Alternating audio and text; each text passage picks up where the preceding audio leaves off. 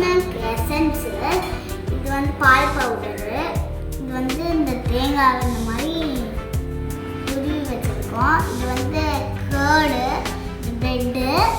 ஒரு பவுல் எடுத்து stuff ready பண்ணிடலாம். மில்க் பவுடரை 2 ஸ்பூன் போட்டுடலாம். 2 spoon sugar, 2 spoon curd.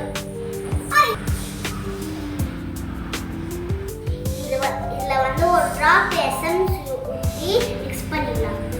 Mix பண்ணிக்கலாம். நல்லா மிக்ஸ் பண்ணியாச்சு. பிரெட்ல அப்ளை பண்ணிடலாம்.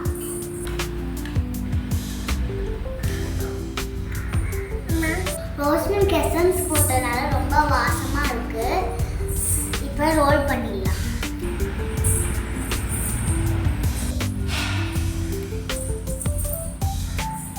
எல்லாத்தையும் ரோல் பண்ணி எடுத்தாச்சு. இப்போ கோகோனட்ல டிப் பண்ணிடலாம்.